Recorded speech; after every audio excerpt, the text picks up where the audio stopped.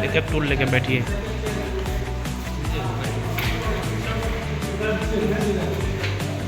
मखाना का एरिया बढ़ा है पूर्णिया में। मखाना का एरिया बढ़ाने में हमारा कॉलेज का बहुत ही योगदान है। यही हमारा सबोर मखाना में जो डेवलप हुआ है उसका सारा रूल लिखा हुआ है, इसका कितना प्रोडक्शन है उससे लिखा हुआ है। 240 से 250 दिन है, बीज उपज इसका 32 से 35 क्विंटल है। और जो ट्रेडिशनल किसान पहले लगाते थे उसका 20 से 25 क्विंटल, तो लगभग आप लोग 15 क्विंटल ज़्यादा दे रहा है ये वैरायटी। तो किसानों के रूप में पॉपुलर भी हो रहा है। 100 क्विंटल रेट इसका 55 से 60 है, तो अच्छा माना जाता है।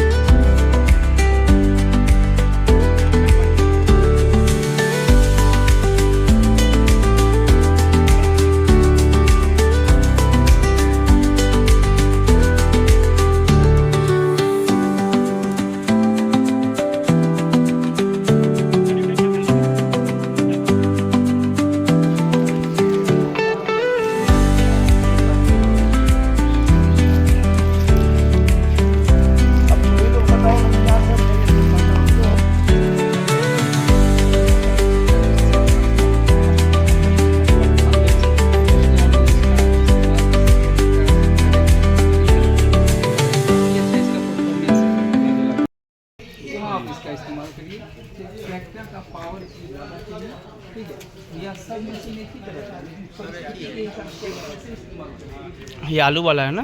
उसका ये देखिए, ये क्या है बताइए? आलू निकालने वाला। ये आलू कुराई करने वाला। सारा कुछ मौसम बताता होगा।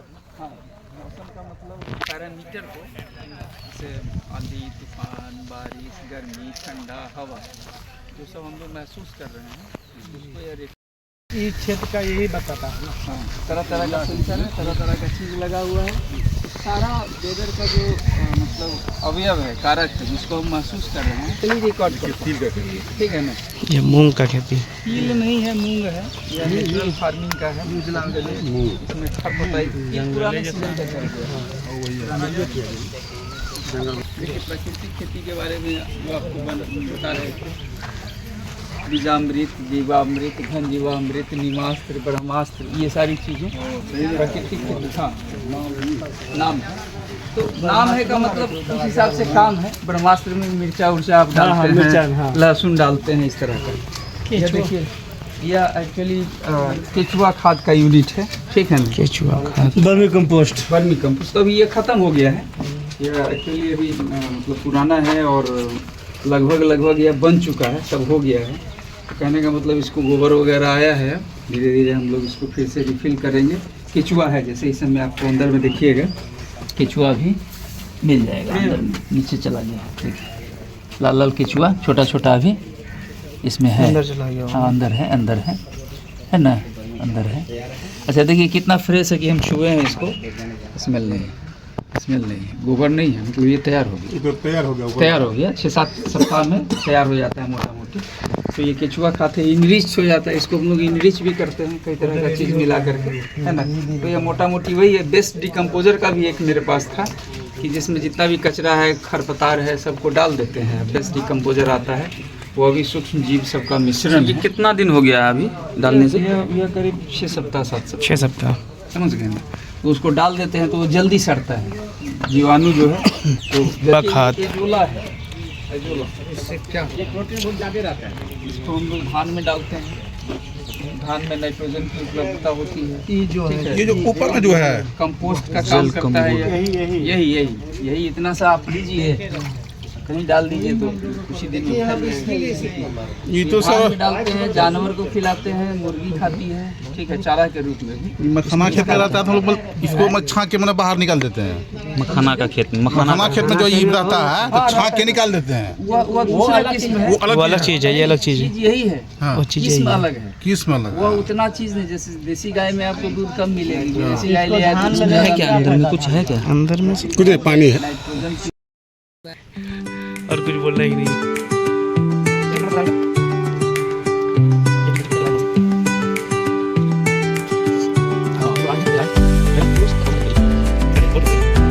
ये रहा पौधा।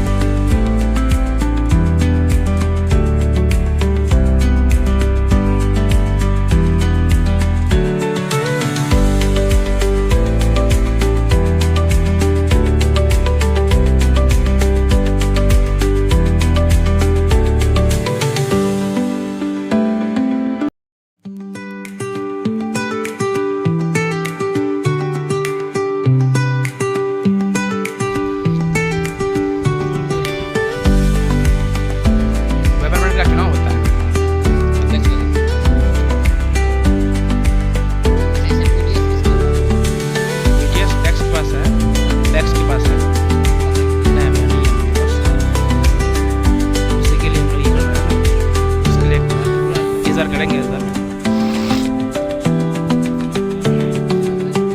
Agriculture college.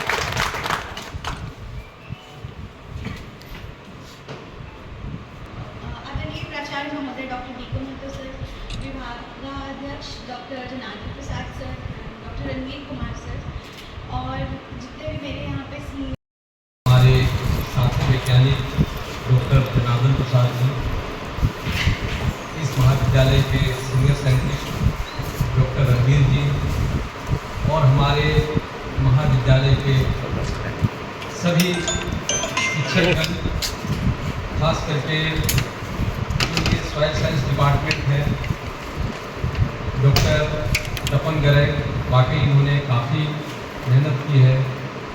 कोर्स को संभालने में आकांक्षा उनकी भी बहुत ज़्यादा इस प्रशिक्षण कार्यक्रम में काफ़ी भाग दौड़ रही।